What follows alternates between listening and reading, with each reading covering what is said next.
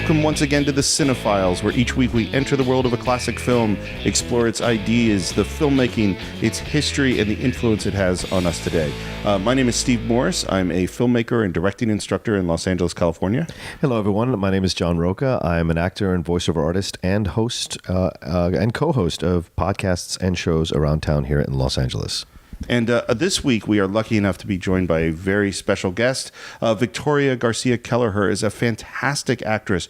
You have seen her all the time on your TV in all sorts of wonderful commercial campaigns like Chef Boyardee and Lowe's, and the most recent one I think is Eggo, as well as on TV. And Vicky also happens to be a fantastic acting teacher and a great person to discuss the craft of acting. Vicky, welcome to the Cine-Files. Thank you so much for having me.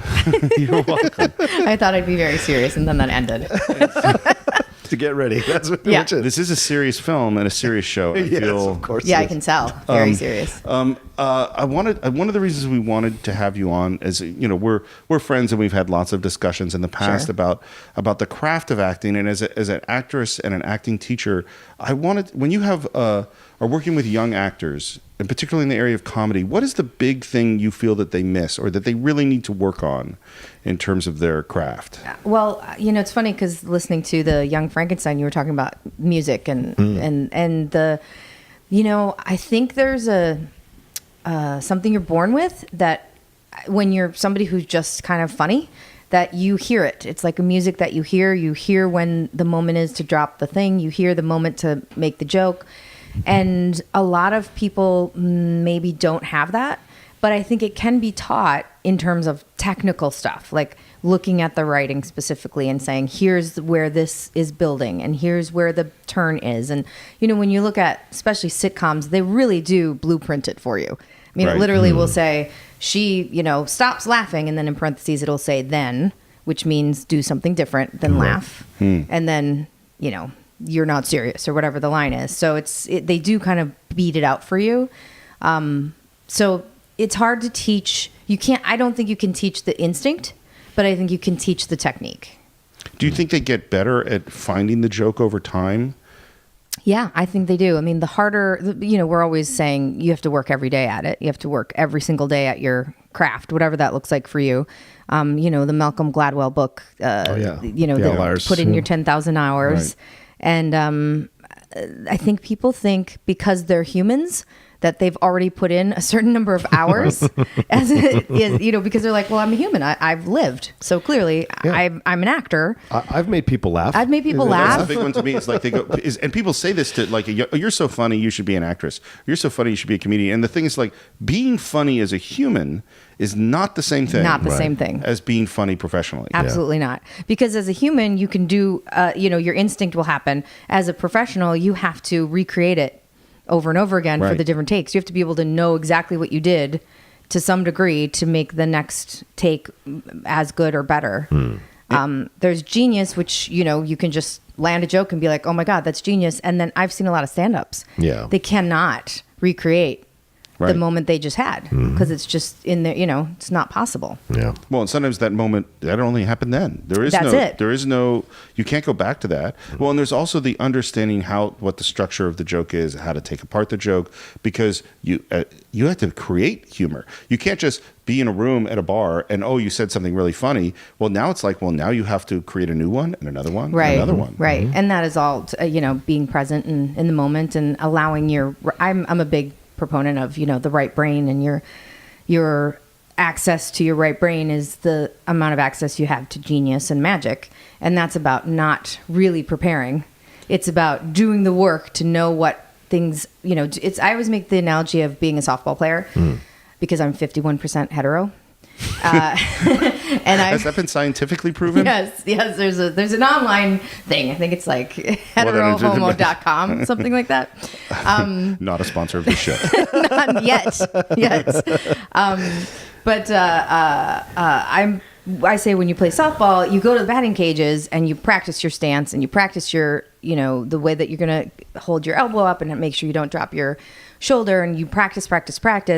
And then when you are at the plate, you can't think of any of it anymore. You have to let go and trust that your body is going to do what it has been practicing doing. But if you don't do the batting cage, you're going to be lucky if you hit the ball. Yeah. You know? Orson Welles said a very similar thing, which is people asked him, do you prepare as a director? And he said, I prepare everything. I prepare every single detail.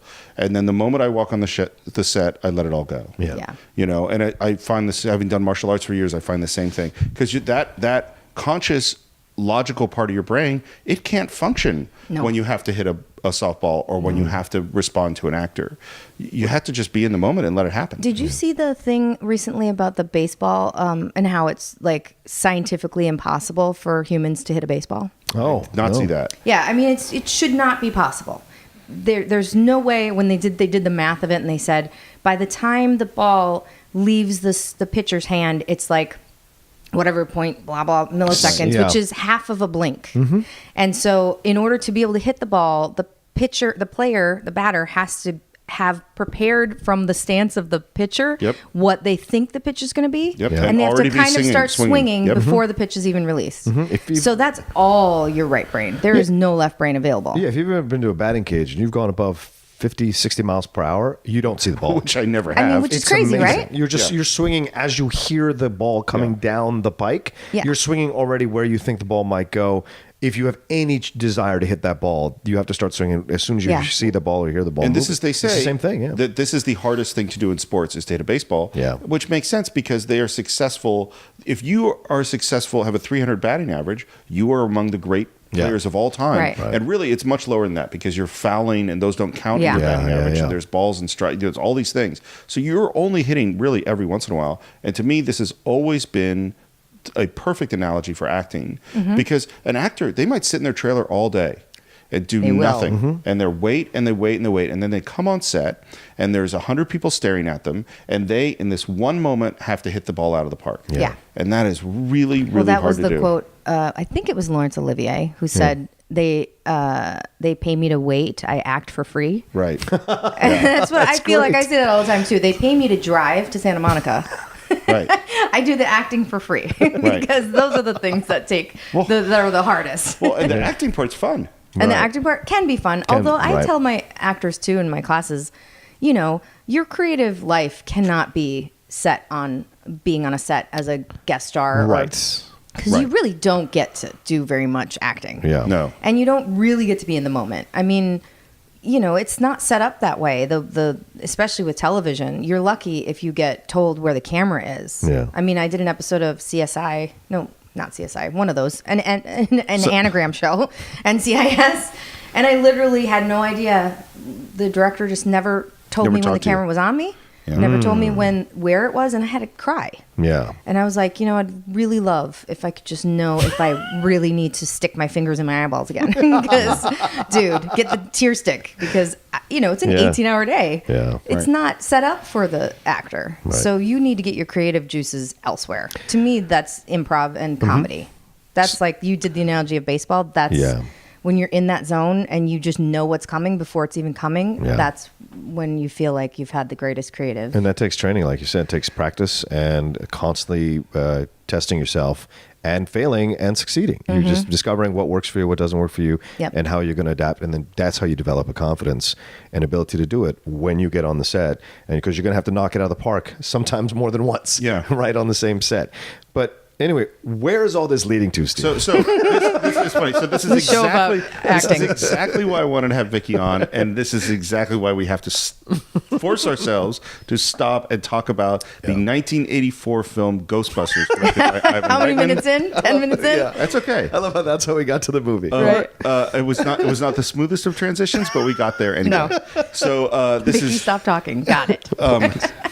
No, that's not. I know. I'm joking. So Ghostbusters, which for me, I actually think this film is like the culmination of all of the comedy, of the movement of comedy that started in the early 70s with Second City and the National Lampoon, and those things come together. And that's where all these people come from, is Second City and National Lampoon. And they come together in the National Lampoon stage show, then it comes together, of course, more famously in Saturday Night Live and Second City. And all of this I think this is the peak of that wave, is Ghostbusters. Okay. I think it's one of the most successful comedies of all time, and I think after Ghostbusters is where that was going to go downhill. That style of comedy. I thought I read that it was like the first action comedy. Yeah, I was thinking about this too. Yeah, that it was kind of the creator of the action-based comedies. Well, both this and Beverly Hills Cop come out the same year. Oh, and really? I think they're both. I wouldn't have thought that. Yeah, and I think they're both very much doing.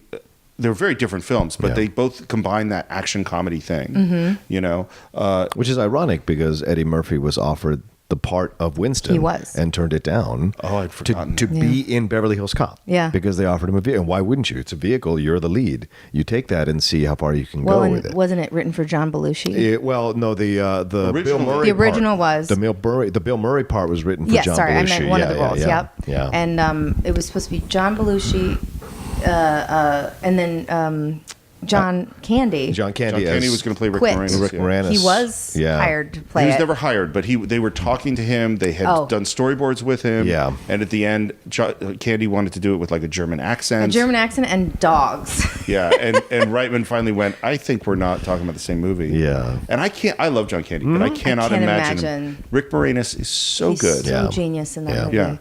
He's really that role. You could go so wrong and be so charactery, or as like we say at Leslie Kahn, go to the character store and pick an idea of a person and put him on.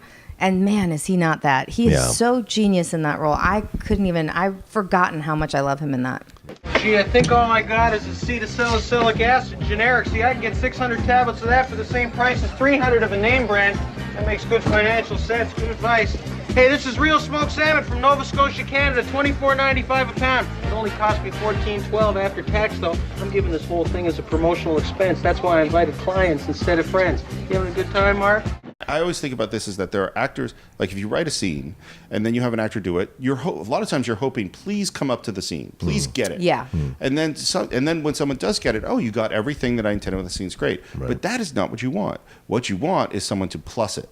That they come in and discover all these things and teach you all these things and create all these moments. And man, Rick Moranis. He was amazing. Every moment there's a thing going on. There's a gesture, there's a noise, there's a look. That's just hilarious. I read that Bill Murray literally said not one scripted line. Do you want this body? Is this a trick question? I guess the roses worked, huh? Take me now, sub-creature. We never talk anymore. Hey, Davey, I make it a rule never to get involved with possessed people. Actually, it's more of a guideline than a rule. You know, I can... I want you inside me. Go ahead. No, I can't. Sounds like you got at least 2 people in there already. Might be a little crowded. Yeah, the majority of his lines were improvised or ad-libbed throughout the film, and that's amazing. Yeah, I don't know. I mean, certainly the script was loose. I mean, they were ad-libbing a lot. Yeah. And these are guys that came out of Second City, and they'd all worked together. I mean, they all knew each other really well. It's funny. So the original treatment, which Dan Aykroyd wrote for him and Belushi, was in the future. Yeah. And it sounded like it would cost like $100 million then in 1984. It was, ghosts were all over the place. There were teams of all sorts of Ghostbusters. It was a normal profession. It was like a franchise. It was, and they were just one of many sets of Ghostbusters. The Stay Puft Marshmallow Man happened in Act 1. Wow. And Reitman very smartly went, this is a brilliant idea. He didn't say this, but this script is terrible. Yes. And then he and Ramis and Aykroyd meet for 3 weeks in Martha's Vineyard to come up with a new script. Must be nice. Yeah. I know. Yeah, not a bad way to go. Just not bad at all. But Reitman does such a really good job with this film as a director. The pacing, the action scenes, the movements within the comedy, and the buttons that he provides throughout the film. And in getting these performances out of these actors, and not just Bill Murray, Dan Aykroyd, Harold Ramis, Ernie Hudson, and Rick Moranis, and Sigourney Weaver, but also William Atherton, also the among the character great actors. assholes Annie of all, Potts. of all film. Annie Potts. Oh, Annie God. Potts, right? All the great character actors that litter the film, but then then also the New York vibe. I think that's what's so amazing going back rewatching. I haven't seen Ghostbusters in like 2 or 3 years. And watching it again for this podcast, you get that New York vibe. And I think a director, it's one of the positive things that a director understands when he's doing a film is how to create the atmosphere so that the audience immediately feels like it's sitting in the room with you, no matter where they're being shot, or outside in the room with you, outside in the scene with you. It is funny though when I watch these older movies, there was so much, because it's in like an hour and 45 minutes, which is not a short movie. Right. It's not Titanic, but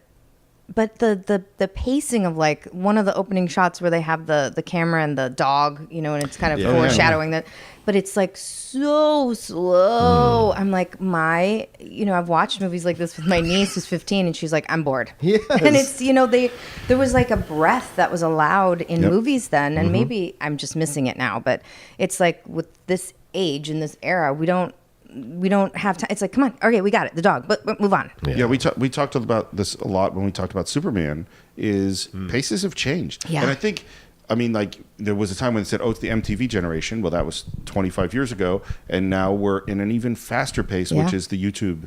Like you're on Facebook, you're watching. Someone has a link to a movie. You click on it. If that's not entertaining you within 8 1 minute. seconds, not a minute. Oh yeah, that's true. It's like 10, 15 seconds. Like nope. Yeah.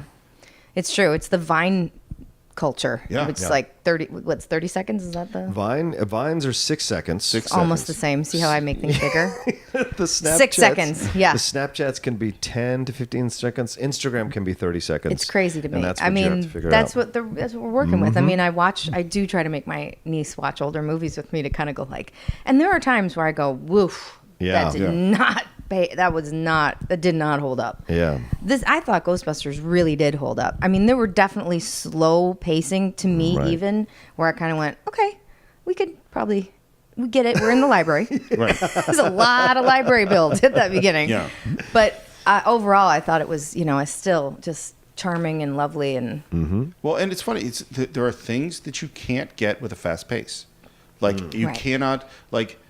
It's hard to do creepy in a fast pace. Yeah, True. Creepy takes a little time. Yeah. You got to be in the library. And the thing, too, because this is a horror action comedy, and is that they do a really good job of honoring the horror element. Like, and I remember being actually scared when I first saw it. I came out when I was in high school, and pretty much everyone saw this movie when I was in high school. This was just, you had to go see it. Oh, yeah. And I don't like horror movies, by the way, because they frighten me.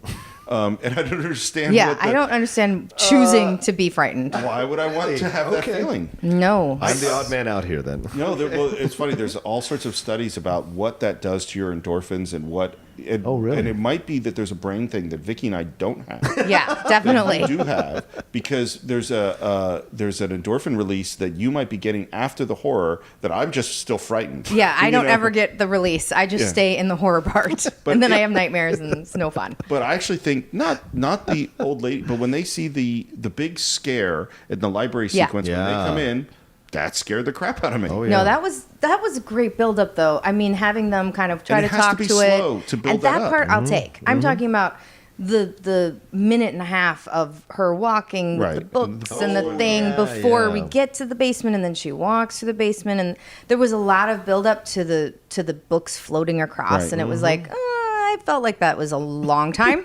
for my I just feel like that's an era thing. That's like an 80s movie thing. They just let you do things slowly. I just watched Pretty in Pink again the other day. Oh wow. How's I Pretty love in that Pink? movie so much. Oh my god, I do love that movie so much. I gotta say, it's one of my favorite girls. It's so funny because that film is the last gasp of the John Hughes stuff. I know. It's the last great gasp of the John Hughes teen comedies or whatever you want to say. But I think what you're saying, Vicky, is a very great point. Like when you go back and revisit these 80s films, we have such a nostalgic attachment to them that we can watch those things and aesthetically understand, wait, that's a long time, or but it doesn't take away our reverence from the film. You can understand some of its flaws in 2016 eyes, but still remember it 1984 eyes and how much you enjoyed it. Because for me, it's real, as I've been going deeper and deeper into this, hosting all these movies, shows and stuff of that nature, you have to go back and watch some of these older films to kind of talk about them. And it was really hard to go back and watch a little bit of this because Bill Murray's kind of an asshole, and he's kind of a He's an asshole. sociopath. Like he's really much like all about himself, or what are they, a narcissist?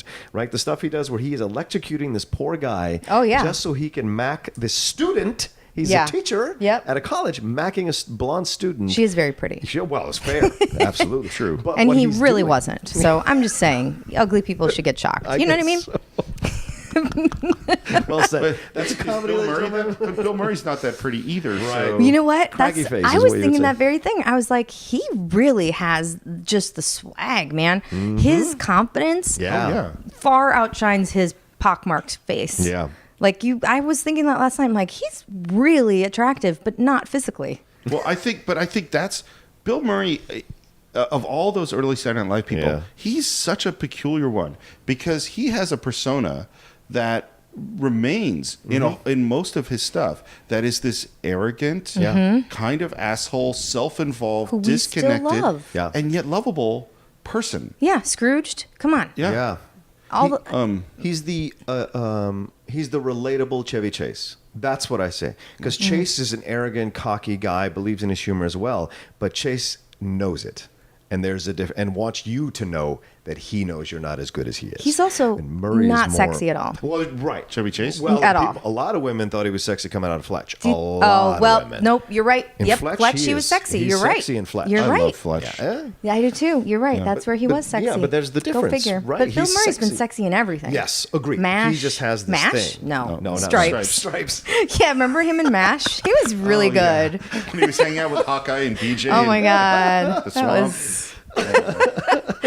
Yeah. But Ramis does a great job here. I mean, I think Ramis is, for me, is the sweetheart of the film. He just is like, he's just this nerd, lovable nerd. He's not excitable like Aykroyd. It's a different kind of nerd. He just has his thing, you know, and you enjoy going with him. And the burgeoning love affair between him and Annie Potts, which I think doesn't happen because It in the doesn't second happen. one, it's her and Moranis in the second one, I Yeah, think, isn't that's it? right. Yeah, and so, but you see the possibilities of that, and we go, oh, that'd be nice.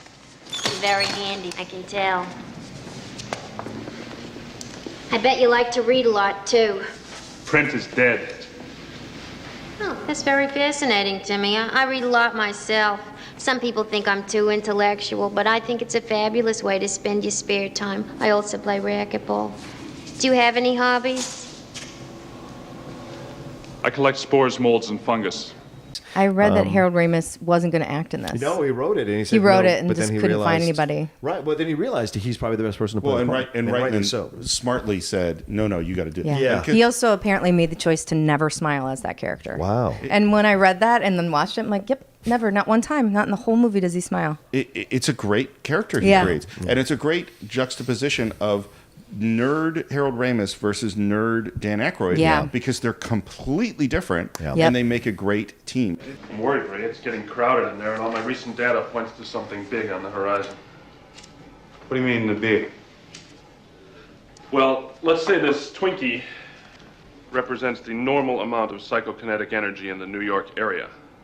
According to this morning's sample, it would be a Twinkie 35 feet long, weighing approximately 600 pounds. That's a big Twinkie. We could be on the verge of a fourfold cross rip, a PKE surge of incredible, even dangerous proportions. Interesting, too, the way the movie's structured. Obviously, we don't even know if Bill Murray knows anything about anything. I don't think he does. And yet he is the leader of these two guys who apparently... As he should be. Yeah, because they shouldn't be the leader. No. It's funny with Aykroyd because Aykroyd believes in all this stuff for real. Yes, his Aykroyd family believes- is like very... Like there are spirits and there's ectoplasm and it's been proven with the quantum physics of the space between them. It's like, this is all true. Yeah. And so... And which is great because, and Reitman says this, is that nobody could deliver those lines like Aykroyd. Right. Because when he's saying, this is obviously because of the 5th century BC, whatever he's saying, He means it. He means it. Yeah. Yeah, and it's very serious to him. Yeah. Oh, you mean as a person? No, As a yeah, person? in his life. I didn't know His that. family, like back generations, that like he had a grandfather who was like a ghost hunter or something. I mean, he's got like, this is why he wrote it. Oh, wow. Well, and what's interesting is that for Aykroyd, and Aykroyd's sort of also a fascinating person in the Saturday Night Live, because he's always kind of a second banana. Yeah. But very funny, and one of the big writers. Very ripe banana. Very ripe second banana. Yeah, and exactly, and he does this thing, which is he normally, if someone believes a thing that generally society doesn't believe a thing, they would be defensive, and the last thing they would want to do is make comedy around it. Right. And Aykroyd does believe this thing to some degree. Maybe not everything that's in the movie, but totally knows where the comedy is about the thing. Yeah.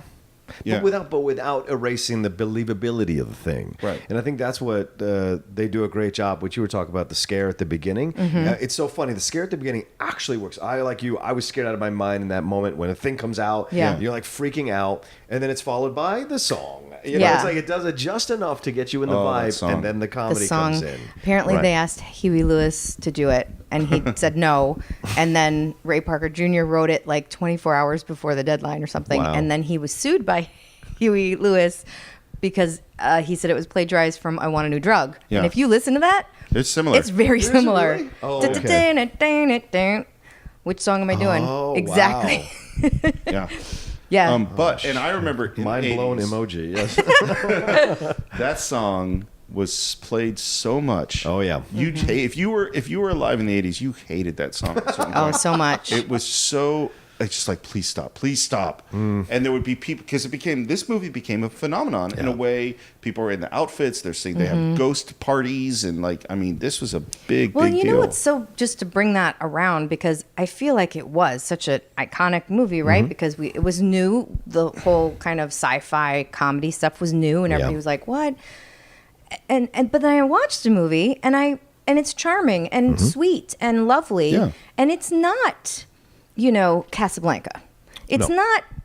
Like, why everybody's freaking out about it being remade is confusing to me, because it's not. Let's talk about that. This big, you know what I'm saying? It Like, is if to somebody some, went it to must make, be to some people. Yeah. well, I'm not saying that it's not iconic. I think it is, but when you watch Casablanca, I can't imagine how you could ever reboot that. I just can't even imagine it. Ghostbusters, absolutely can see how it could be rebooted. Right. Reboot, by the way, what is that? It's remade. Remade. Why are we saying reboot? You're that's the a one saying fancy reboot. word. I know, but that's what everybody's saying. The reboot of whatever. And I'm like, well, It's one of these industry terms that people start using that just kind of piss me off. yeah, because they don't want to say copy. Yeah. It's like, to me, it's a perfect thing to be rebooted because, okay, it's a story of comedy and ghosts. Yes. And people fighting ghosts. Great. We can do tons of stories that are about that thing. It's not like we run out, Yeah, and the fact that they do women, to me, is the smartest thing, because then you're not directly comparing.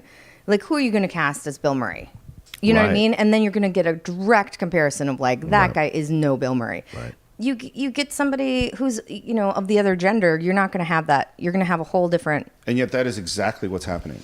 That Of is course it is. Yeah, that although I think that might have been the theory, what is in fact happening is you're no Bill Murray. Right. Which is interesting, because none of the characters. Who's supposed to be Bill Murray? That's what I'm Melissa saying. McCarthy? None of the characters really do evoke the essence of the characters that they're supposedly being modeled after from the first film. I imagine Kate McKinnon is supposed to be Egon. That is not, the only she? thing that's coming through is the glasses. And Melissa McCarthy is supposed to be, I think, the Aykroyd? Bill Murray. Oh, I thought she I was think she's supposed to be Aykroyd. maybe she is, but I only say that because Kristen Wiig looks so out of her element through the whole thing. So they kind of turn this idea that she's a professor of this paranormal stuff and made her a little more nerdy about it, whereas Murray was more of the swagger and charm. And that just makes all kinds of sense. Melissa McCarthy just has this natural energy to be a leader. Yes. And you see her on screen, she has this energy to be. So it makes sense to make her the leader of the team. Well, but this is the point. It's like, And then you have Leslie Jones, who's a complete other person than Ernie Hudson was. Because she's opinionated, she's loud, she's she takes control of situations. She's not brought in halfway through the movie because Eddie Murphy said no. Right. And by the way, Ernie Hudson, just to digress, because I want to talk about the new movie too, but I always go, why is Ernie Hudson in this movie? Yeah. I like him. He's fine. Yeah. But it's a weird thing to bring in a guy halfway through the movie who is not at the comedic stature of everybody At else, all. but sort of is a partner. Yeah. But also to make 3 into 4. I mean, just comedically, 3 is always better, right? Yeah. Like, why would you add a 4th? Yeah, the The rule only of 3. thing I could think is that they wanted to show how busy they were and how the business was growing so much that they had to get a fourth person. But they give him full stature at the climax, right? As this is one of the guys. Yeah, but I think it's also because he's in every. No disrespect to Ernie Hudson, by the way. He's good in the movie. No, but I think he's brought in because he symbolizes an everyman type of thing. Like these other guys are all scientists.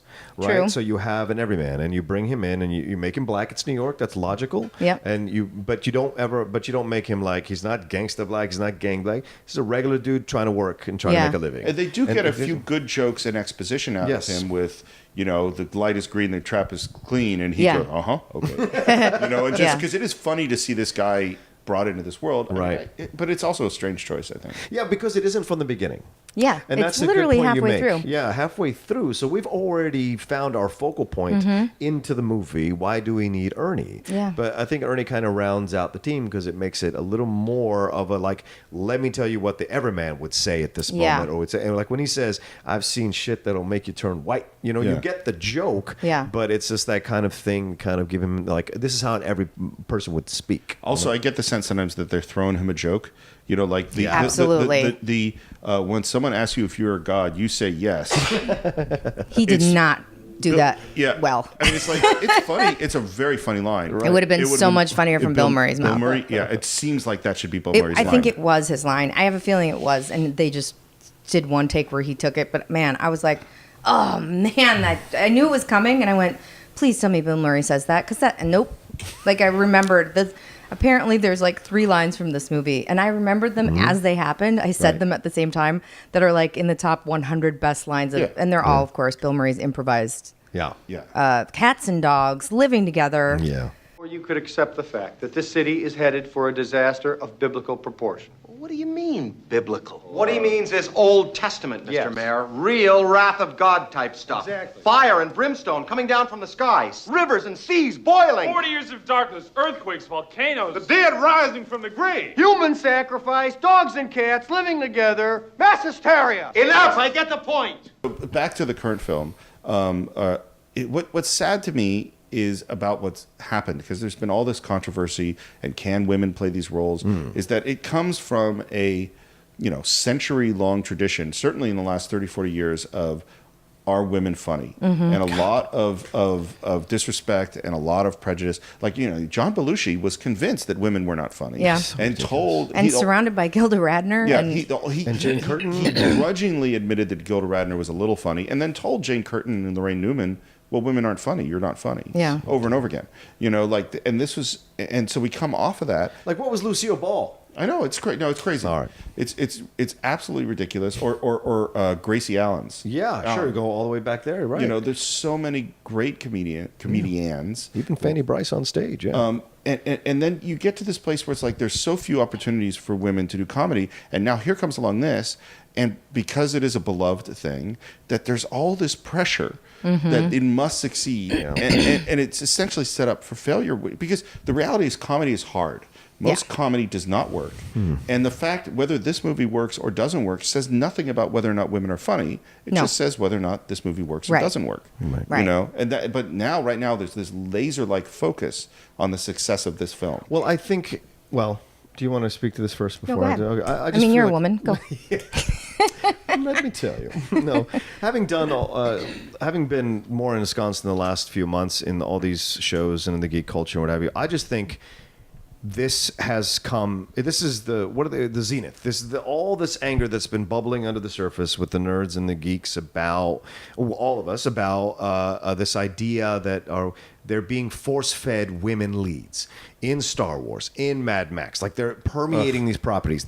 This is where it's been building to, and then Ghostbusters was the explosion. Ghostbusters was the final straw that broke the camel's back, let them all vent their anger. I mean, you have online critics saying they won't review the film because, yes, one very famous online critic came out and said, I will not review this film because I refuse to participate in the women being made, and the trailers look stupid, blah, blah, blah. And it's your job is to review films. If you're making a point, it's a very sexist stand to take. It's and I don't literally like the Senate saying we're not going to do a committee on this Supreme Court nominee. Right. It's you can say no. Right. You can not like the film. Right. But review it. Just review That's your it. job. Well, it's the same thing. It's like me saying I'm not going to watch the Uncle Buck remake on TV as a TV critic because I don't like to use all black people. It's all of it is just to me it's ridiculous. Well, this film was not that amazing that people need to go nuts. But I think because you have these two central nerds in Egon and in the Dan Aykroyd character, people love this idea. Bill Murray too, but people love this. They revere this film for whatever reason. But I don't remember it being this amazing pop culture phenomenon in the zeitgeist. It was. I really think that it was. Well, I think it was, but what I'm trying to separate is the genius of the film versus the film's timing in the zeitgeist. Right. That, That's it was. Sorry, I got a little frog. There are films that are just geniusly made that I don't think you can remake without the director, the same director, and whatever. And this film, like I said, was charming and fun and lovely, and let's be honest with the special effects. Lord, I mean, you could practically, you could see the green screen. But it wasn't something that I go, don't touch that. I go, great, let's see some new people in that same experience. Although that being said, I did watch the trailer. Apparently it's in the top 100 most disliked things on YouTube. It's the top. No, I mean of all time. Oh, of all time. Okay, fair enough. And it's the only trailer in that 100. Yeah. I didn't think it was that bad. I was like, I mean, it seemed not as funny as I hoped, but trailers suck. There's very few trailers for comedies. Awesome trailers do not mean good movies. No. Very, very, very frequently, awesome trailers mean you saw it all. Yeah. The awesomeness was in the trailer. Yeah. But also, I watched it and I'm like, well, it looks a lot like Yeah, that's the mistake they made. That's where I feel like even the ghosts look the same. And I'm like, hey, guys, we have new technology. Yeah. Well, this is the weird thing of all of these remakes is this need to, we have to service the old. We have to do fan service on the old and do new, and you're trying to balance this. Yeah. And you have 900 different executives that are pressuring the property to, and all these people giving notes, which is the world's worst thing for comedy. Mm-hmm. Like comedy in particular, it needs to be free to be what it is. Yeah. And stay away from it. Like there's not a lot of comedy that comes out of the corporate machine. No. Like most great comedy comes out of, no one cared about Saturday Night Live in 1974. Nope. It was not prime time. There was literally, it was going Not up ready against, for prime time even. Not ready for prime time. It's literally going up against the late movie. There's nobody paying attention to it, and that's why it could be what it could be. Right. Same with National Lampoon. Same with, Lenny Bruce is off in San Francisco smoking weed when he's coming up with these things. Comedy doesn't come out of the mainstream in general. There are exceptions to that. It's interesting because I've been super bummed that that's the truth lately, because my ideal world is that I'm on a sitcom and like old school sitcom. Right. 4 cameras and... Oh, yeah. And in fact, my friend is on, Norman Lear is doing a reboot. Yes. Of One Day at a Time with a Latin family. Oh, yeah. That my friend is show running. Wow. And one of my best friends is the Schneider character. Oh, yeah. But everybody flipped out about the Schneider character was such an iconic, and they've made him a totally different, like he's a hipster whose like parents own the building. It's a whole different vibe. But they do 2 shows every Tuesday night. They have a live audience. Wow. It's like a 4:00 show, dinner, a 7:00 show. It's like my dream. Yeah. But those are not the shows that are funny anymore. I haven't seen that one. I'm sure this will be funny. But I'm saying like the ones on television that are the multicam, they're not. Yeah. To me, the best shows are like Catastrophe on Amazon. Do you watch Catastrophe? Catastrophe. I haven't watched it. Ugh, you haven't watched it? No. It's, I think, one of the funniest. It's only 12 episodes in 2 seasons, which is sad. Right. Which is another thing, though. Yeah. I mean, it's easier to be funny when you have to write 6 episodes. Right. And not, 26 episodes. That's good. That's a good point. But, so I just, But I think even 6 episodes, 2 broke girls wouldn't be good. I just want that clear. I have a feeling that you might be right. And that's my point. Like, that's the bummer, is I feel like I forgot where we started this because I have ADD and I totally That's all right. tripped out at the end of that. We were talking about comedy not coming from the mainstream. Right. Yeah. So Catastrophe being an example. They went to London. It's very much not the mainstream. Mm-hmm. Transparent, all these... Transparent is amazing. Things that are not the mainstream. Yeah. And they're given a lot of freedom. I think audience surveys were the death of good anything. Oh, yeah. Well, and it's funny that Saturday Night Live and National Lampoon and Second City, which start as not the mainstream, in this moment in Ghostbusters, They are the mainstream. And maybe that's why, in my mind, this is the peak, and then it goes down from there. Because you can't be the mainstream. I mean, we've said this before. Is like I think that people only stay funny at the peak of their game for a few movies. There's not a lot of people. It's like 4. And there are people like Eddie Murphy, like Bill Murray, who you're like, well, they can't. They're going to go on forever. They're the most. And then, of course, few movies later, you're down to they're not working anymore. Yeah. Well, but I think that has to do more with that comedy is about surprise. Yeah. And once you've seen somebody do their thing in 5 movies, you're not surprised anymore. Right. And so it's not as funny. But I do think like Bill Murray he's still going strong. Right, but he had to reinvent himself. Yes, it's true. He had to stop being, he had to do Rushmore, which is very funny. Which is he's amazing. Amazing. And St. Francis, what's the the other one, that came out just recently, a couple of years ago. Yeah. It's good. St. Vincent. St. Vincent. St. Vincent, right. Bill Murray's. Let's talk about Bill Murray a little bit, because so if you look at all the material about the movie that I could find, there's interviews with Aykroyd and Ramis, and there's interviews Rick Moranis talks, and Sigourney Weaver, who we also need to talk about. Yes, we should, because she's amazing. But she's a woman, so whatever. Actually, it's a fair point. But Bill Murray appears in nothing. He never does an interview about these things, and he's become this weird spectral figure.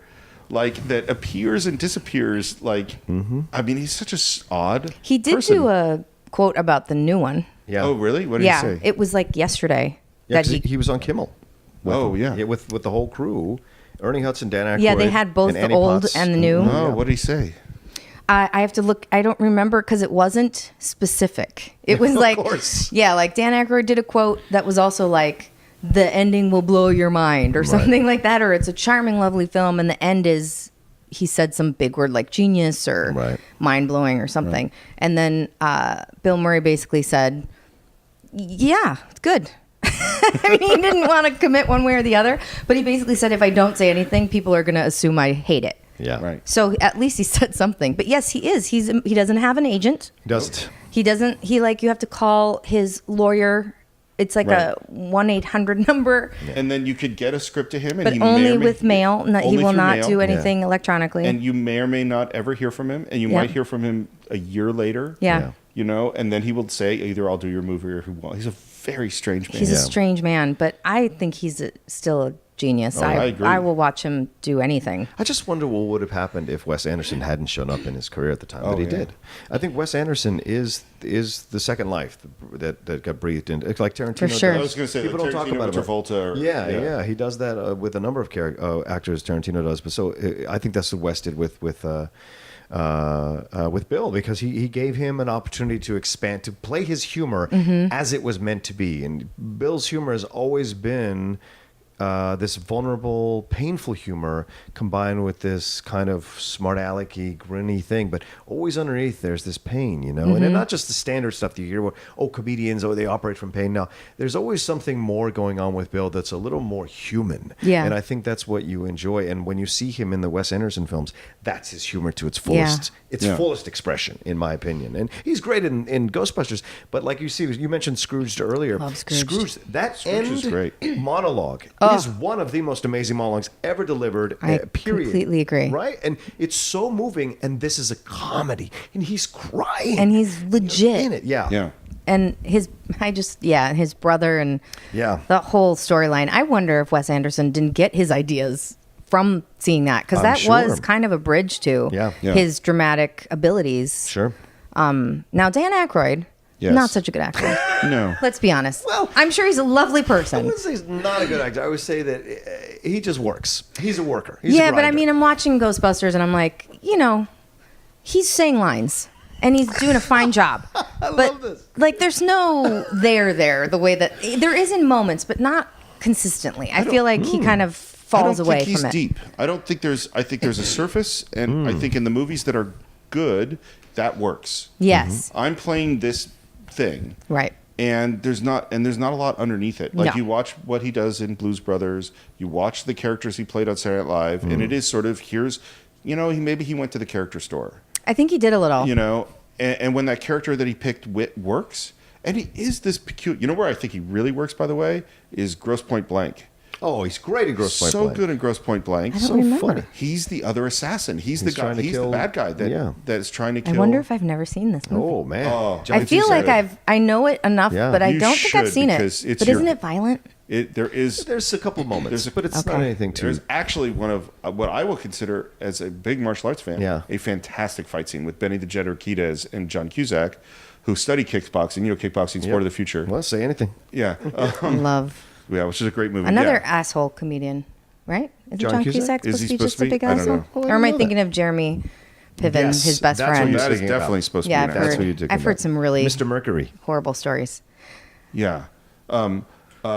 So on that note, Yeah, I'm just saying these men who can be funny, and that is actually, we're going. Sorry to go deep, Yep. but there's a whole thing about the culture of women in comedy. Not just are we funny, but also are we being basically sexually harassed out of continuing to be in comedy. Yeah.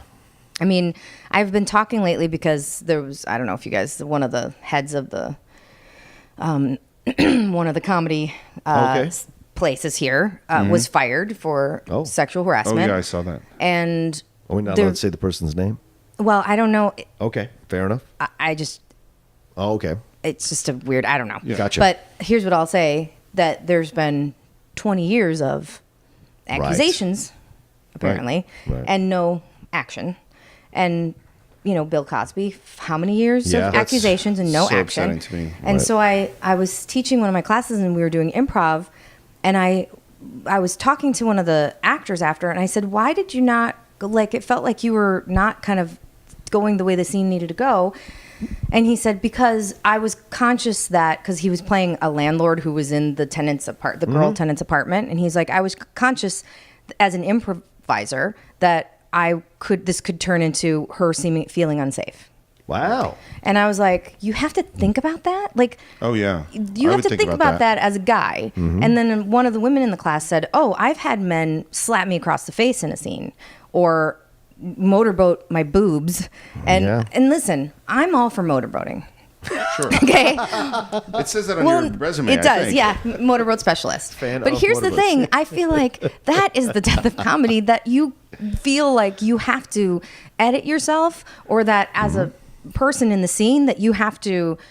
But then again, if somebody feels Well, this is- unsafe, then, Well, you put I think your finger on it, because this is the paradox that I think we live in this society right now, which is, on the one hand, we're becoming more sensitive to things we really should have fucking been sensitive to a long time ago. Decades ago. Women and race and sex and homosexuality and gender and all of these things that people have been so deeply and profoundly hurt by for so long.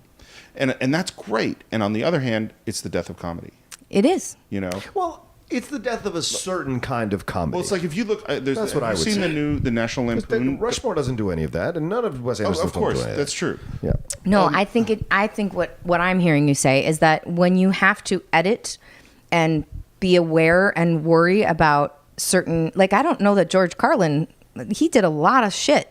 Oh, yeah. Right? That would have been Richard Pryor. Like all these genius comedians didn't have any kind of ceiling for what they could, no limit. Right. And that's part of what made them. But then you got someone like Michael Richards, who's just an ass. Is, as you said, there are moments where you're in the moment of comedy and you need to be reacting to what it is, and it might not work. And if you listen to Pryor, if you listen to Carlin, they pushed themselves out there, and long before they got recorded, they were saying other stuff that didn't work. Right. And that if we take away because today everyone in a comedy club, they got their cell phone. Yeah, that's Yep. true. And that thing will likely go on YouTube. And it's so what I was going to say before is the National Lampoon documentary. Did you see it? Yes. Okay. It's really interesting. It's called Drunk, Stoned, Brilliant, and Dead, or something like that. It's been on which is Showtime. a good title. Yeah, that is a good time. And what they say And accurate. in talking about the original National Lampoon was they felt their job was to offend everybody, and that there is nuns and Hitler and violence and rape and dog murdering and just every horrible thing you could think of. And there's part of me, although I am bothered by many of those jokes, that I'm glad that exists. In the same way I'm glad that South Park exists. But I need to understand the difference here. And this is where this is my turn to walk the line, the razor edge line. I need to understand I don't understand a comedian that makes fun of everybody and then is sensitive. It makes no fucking sense to me. And I bring Schumer up for this particular reason. Schumer makes fun of everybody and everything, races, gender stuff, everybody. But you call her heavy, you call her fat, or you make a joke about her weight, you're body shaming her. Well, now, but what is the truth? That's different. I don't mean calling her a pig. I don't mean that. That's No, offensive. I know. That's incorrect. I mean, if you're making a joke, and you think you're being funny, like I want to understand. That's what I'm saying. I want to understand. Here's what So I I'm not think. judging Here's it. what I think the distinction is. I think she's brilliant. I saw it already with Sarah Silverman. I think she did it better. But I don't. I think they're totally different kind of comedians. I think they're both women and they talk about sex, and that's why they get put into the same category. Which is the other thing that really bothers me is that you could also. What two guy comedians would you basically say? Oh, well, Robin Williams made a joke about that, so I don't need to see it from, Kevin Nealon. You never do that. We never put two comedians together that are guys and talk about their type of humor and compare them. At least I never hear it. Not in the same way. And my problem with what I think Amy Schumer was simply saying is she was You're right. Fuck. I was just thinking Chris Rock and Chappelle. But they're not the same. But they don't compare them in the same way, right? They're different comedy. Okay. And that's what kind of pisses me off about it. I get that now. Okay. Thank you for getting it. Well, I mean... No, I'd really appreciate it. Yeah. And so what Amy Schumer was coming out against or about was the cover of a magazine that said plus size women. Oh, right, yes, that's a separate thing. And she was simply, what I thought she was saying was, why do we have to be any something women? Right. Why does it have to be about our weight? Why do we always get put into categories with who wore it better? Right. And it's all about, this is not, she's not a model. Yeah. She's not Kendall Jenner or whoever the fuck those people are. She's not she's not in the fashion world. Like, why is her body any part of the conversation? Because Chris Rock is never talked about. Nope, you're right. Nope. These No guy one walking on comedians, the red nobody carpet. ever talks about no the one on guys. the red carpet, they do sometimes ask the guys what they're wearing, but nobody, Jared Leto, he would be the exception. the if you watch, there's a great documentary called Misrepresentation, which is all about this. Is nobody's talking about Bernie Sanders' bad hair, but they do talk about Hillary Clinton's bad hair all the time. Right. No one talks about what kind of a grandfather Bernie Sanders is, but they do talk about Hillary Clinton as a mother, and how about as a grandmother. How about the gorilla controversy? And the very first thing people say is, "Where was the mother?" Right. Nobody says, "Where was the father?" Nope. Just not. And I get it to some degree. Like there's some part of our that's just been It's a primal thing. It's a primal whatever, or it's been our culture that the mothers are the prime caregivers Right. But I do think it's an interesting conversation to say, hey, let's stop saying female comedian. Let's just say comedians. Yeah. Let's say comic actor. Well, and the comedy, more than I think anything else, has the power to go at these things. And that's why I love Amy Schumer, is that she is directly and powerfully attacking these stereotypes. Yeah. And in a way, I think she's amazingly brave and really fearless, because she's the way she's allowed herself to be photographed. Oh, the way yeah. she's By the just way, we're the same size. Let's be clear. and she's No joke. We're the same size. you're And I right. would never be caught in my underwear on a photograph. I'll tell you right now. No. And yet, it's like She's all about the waist. She looks beautiful. She looks beautiful. I totally agree. And you know what? Like Tig Notaro. There's another. Do you watch Tig? I love Tig. 2 pieces. Okay. Amazing. And her stand up. Yes. And when she took off her shirt, did you see it? Oh, I didn't God. see it. Oh my Powerful, Lord. man. It was Powerful. just, I mean, there are women, and I think it's interesting that she doesn't identify, like, you don't think of her, like, she is a woman. Yep. But when I first saw her, I really didn't know, because Tig, I don't know the name. That's fair. And she's always said, I get told I look Right. like a boy. And then she has, breast cancer and has Right. no breasts. Now you're really leaning toward that boy Right. thing. But I was thinking about this last night. I was like, we don't think about men and whether or not they're attractive when we talk about funny men.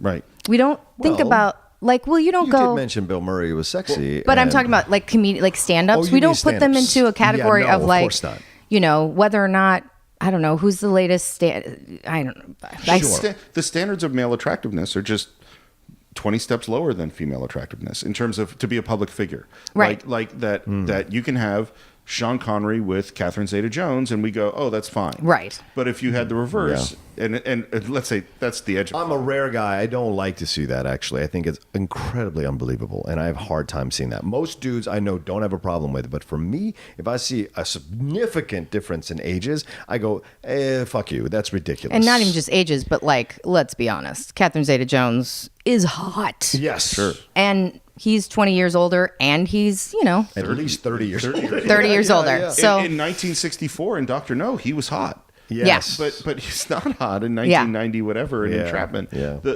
And you look at, there's so many male actors who are heavy or balding or, funny looking in one way or another that are successful and nominated for Academy Awards, and there are almost no female actors that fit those categories in those ways. Well, that's why everybody talks about Melissa McCarthy, being heavy. And I mean, she's a genius. There's just no getting around it. Oh my God. I had a friend who saw her at Groundlings when she was in the shows there. And she said it was like the room lost its air when she came in. It was changing. And that's, not name droppy at all. But when I was on set with Tom Cruise, I wasn't really in the scene with him. I was around him. But when he came into the room, I'm not kidding, it was like the air changed. Like you felt physically different when he was around. There's like a weird It's weird to be around chemical. stars. I felt it too. But I've been around so many like stars. Like I've done I'd never felt that way about anybody else. I did a thing with Mel Gibson. He's lovely. I did not feel this way. There's like his physical energy shifted everything. And she said that was the same with Melissa McCarthy. She walked in and everything just like shifted, and everything she did was genius. I had that experience at the SAG Awards when Michael Douglas came in with Catherine Zeta-Jones. I swear to God, that's as closest to royalty as I'll ever be. Yeah. There was this wave. You're right. It's real. It's almost, you can't see it. No. But it washes over you. Yeah. And they have just an air of beauty and glamour and just this energy that you're like, oh my God, like, wow, and when you're in the presence of it, you know it, but you can't speak it. You just know it. And in her case, it's with Melissa McCarthy, it's not beauty in the way that like Catherine Zeta-Jones will make you kind of fall over. Right. It's just her comedic. That's why I kind of feel like you got her,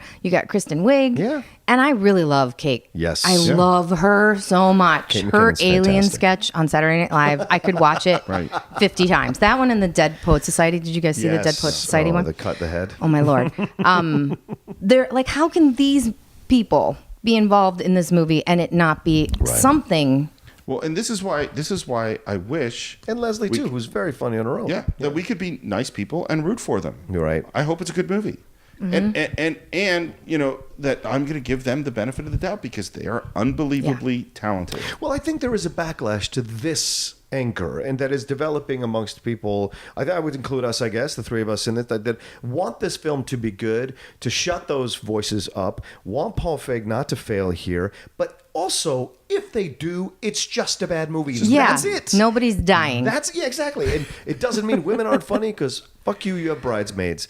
Fuck you, Lily Tomlin. There's Carol Burnett. There's Joan Rivers. You can go down the list. Many of those are dead or 90. I know, but I'm saying let's just be clear. They've been funny for a long time. Is what I'm saying. The stupidity of that argument drives me insane. It makes me crazy, especially, but it is interesting because I worked in a comedy club as a waitress for many years in Minnesota. Yeah. And I saw all the people. I saw Ellen DeGeneres. She was amazing. Yeah. I saw Paula Poundstone. Amazing.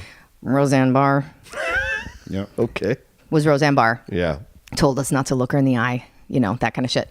But did you ask what organ you should look at? Did you want to look in I the just ear? ignored it. I just went right up to her and said, "Can I get you something?" And she was annoyed, and I got her a Coke. I don't know. She was with Tom That's Arnold, Mickey so Geller, yeah, exactly. But my point is, I can name those people and there was only like 2 female comedians who did the regular rounds to the 50 male comedians. Like there just weren't as many women doing it. And then I asked them why, and they're like, "This is such a man's culture. Like you're in the room." You have to be a certain type of person to be able to hang. And I think that's part of why Amy Schumer and Sarah Silverman have successfully kind of navigated the waters, because they are that type of person. And then they get made, into something because they're like, Sarah Silverman, everybody's like, oh, she slept with everybody. Oh, I didn't hear that. Oh, I mean, that's like the thing that, the comedy club people would say, like, oh, she slept with everybody. But you know what? I think every comedian has slept with everybody. All the guys have slept with, believe me, I slept with everybody when I was their waitress. I'm kidding. I didn't sleep with them. Good to know. I kissed them, though. I did kiss a lot of them. I'll be honest. But this is well, because that's humor. Humor's the way to a woman's heart. There's nothing wrong with that. But It's true. But like this is what interesting what you bring up here, Vicky, because talking about like the sleeping and all this kind of jazz, right?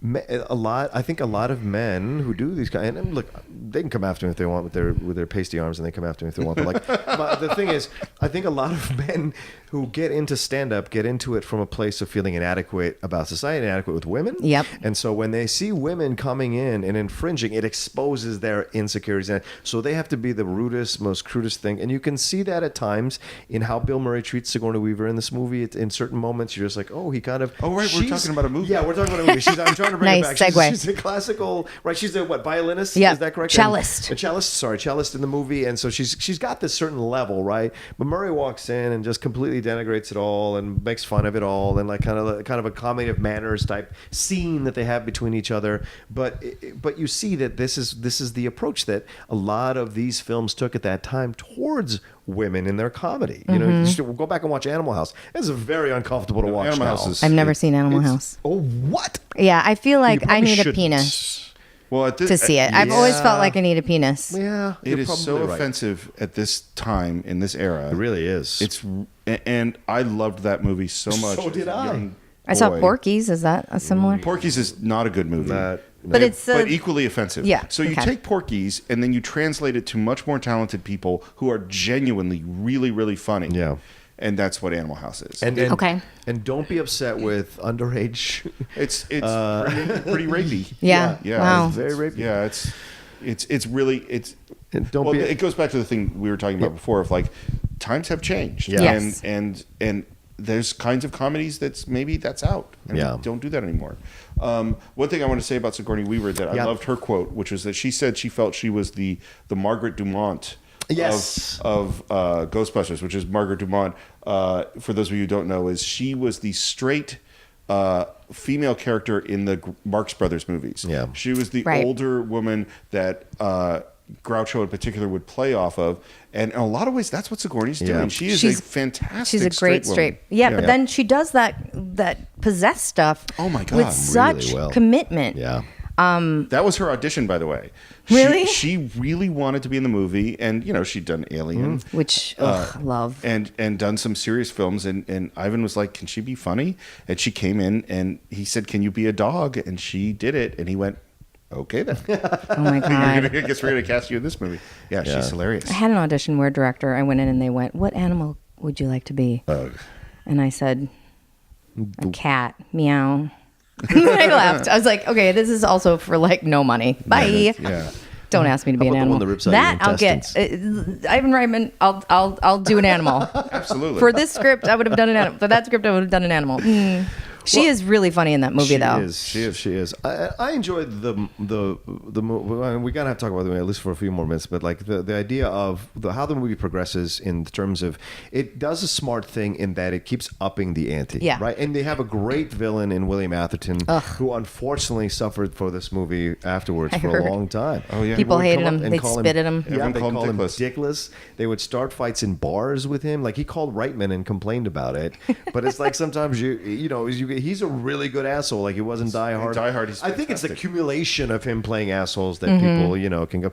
Whereas Christoph Waltz could play a real asshole in a number of films, no one would ever come up to think to call him anything like that. No. And so it's just a different time, different period. But like, what I like is it keeps upping the ante, and it's believable. They shut down the system, and it sets all this off with like all these story points make sense in the movie, so that when you get to the final fight, it was a natural progression of things because there's going to be healthy skepticism. And then once this thing comes to life, you've got to go to the mayor's office and get this thing squared away. Yeah. So it's just fun. And then the cardinal comes in and all this kind of stuff. It's great. Well, and the way that the movie is, it's such a New York movie. Yes. And the kind of heroes that they become, they're not working class exactly, although Ernie Hudson is, but they're ordinary schlubs who've been kicked around by the system and then get to become the heroes. And the city of New York comes behind them.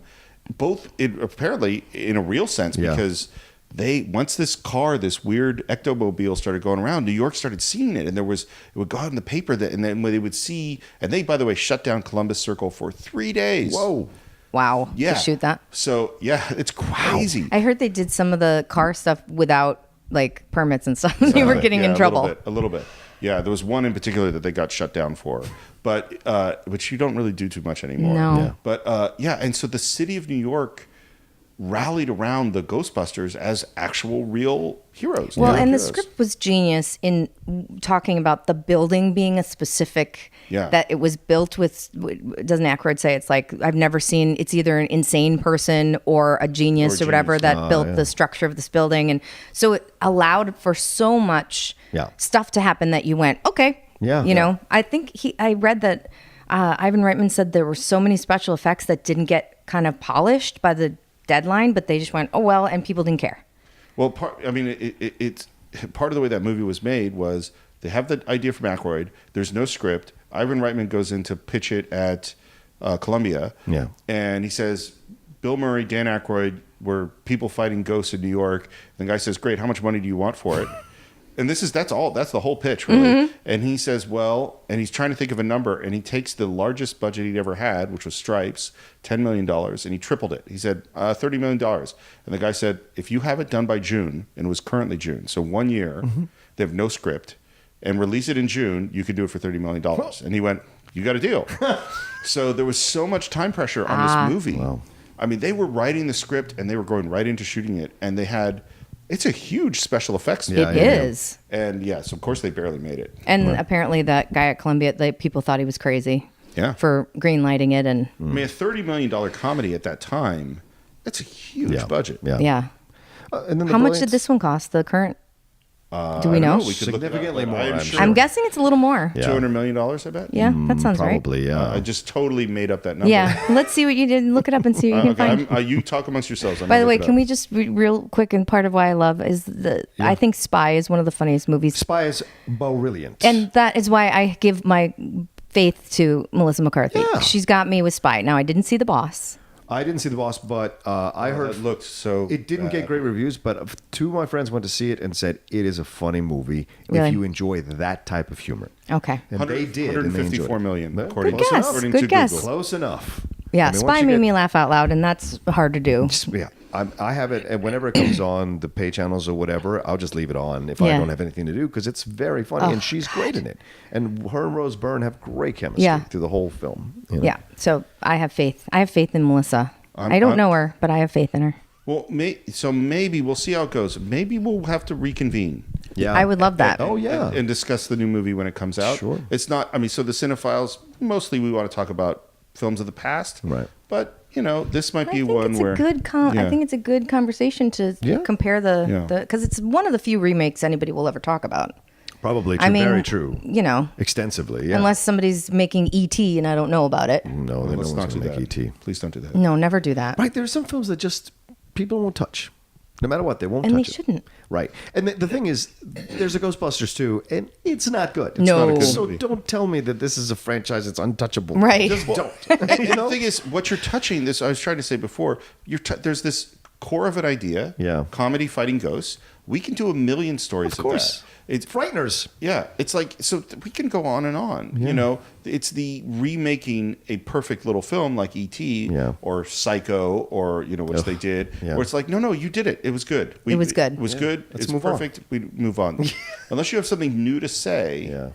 And that's, again, it's now women and that's something new. Yeah. It's a new perspective. It's a new era with, the timing changing. Right. And so it is kind of a different, I think they knew they messed up with that first trailer because, the second trailer has none of that stuff where they're going 30 years later or 30 years before. Yeah. Because it was not supposed to be in the same universe. It's not supposed to be in the it's same not in universe. the same No, universe. it's not in the same universe. They said this from the beginning. Like Aykroyd and are not supposed to be these characters from before. This is happening in a whole new reality. There has never been any Ghostbusters.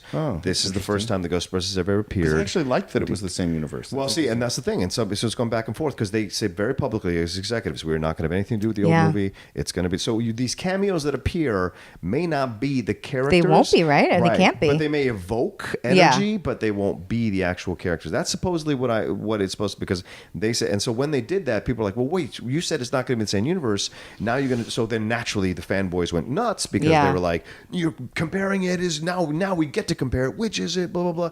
And you're right. Using Slimer, using I think you see the Stay Puft Marshmallow Man again in the trailer. You're like, oh, what are we doing with this again? And so I think they messed up. So the second trailer is a lot more effective. Yep, you don't see that. Point. You don't see any of that. There's actually funny bits. Right, and there's more of Chris Hemsworth, which I think is important as the Annie Potts character. So it looks like it's going to be. Chris Hemsworth is Annie Potts. I'd like to see him do Pretty in Pink too. Then, and he could be the record store owner. I think that would be fantastic. I just want to see him on a designing women sketch. It's a whole new career for him. Oh, I love Annie Potts. All right. Okay, so I think we've gone on a long journey here with Ghostbusters. With a lot of roads and tangents. Yeah. Yes. And Vicky, any final thoughts about this movie? About Ghostbusters. Well, first of all, everybody should see it. If you haven't seen it, you should see it. Yeah. What are you doing listening if you haven't seen it? I know. Yeah. Then really go back, rewind. Yes. And for those people who haven't seen it, I'd be really curious to hear from what Vicky said, was it slow? Like, did the jokes still work? Does it hold up? If you're coming to it for the first time. Yep. Yeah. Show it to your kids, and you can actually show this one to your teenagers. It's pretty safe. There's only a couple really scary moments, like you said, and those not your 5-year-old. Right. Yeah. Not 5-year-old. But otherwise, yeah. And my son really likes it, so. Oh, that's good. That's good. You know, and he's 13. He's 13. Yeah. So.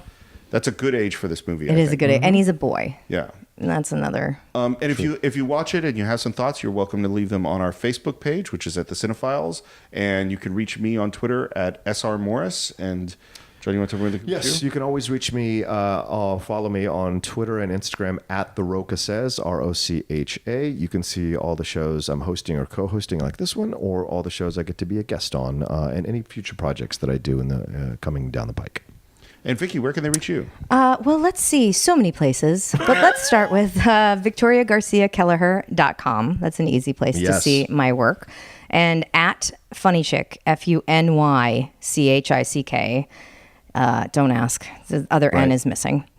Is my Twitter and my Instagram is at Funny Chick. Nice. And I would definitely check Vicky out, because you will start. You go out on YouTube and you start to see Vicky moments. You will find out, oh, she's that funny person, and she's in that funny thing. Oh, and she's there too. Oh yeah, and one last thing: if people did enjoy your thoughts on acting and your points of views and training, where would they come and take a class? Yeah, like, where do you definitely teach? in Hollywood. Leslie Kahn. You can go to LesleyKahn.com. I teach a class there with Leslie, but everybody there is amazing. And she specializes in comedy. So that's the place to go if you're going to be funny. That's great. Well, you should definitely do that if you're an actor in Hollywood looking to learn to strengthen your craft. Yeah. All right. Thank you for tuning into this episode of the Cine-Files, and we'll see you next time.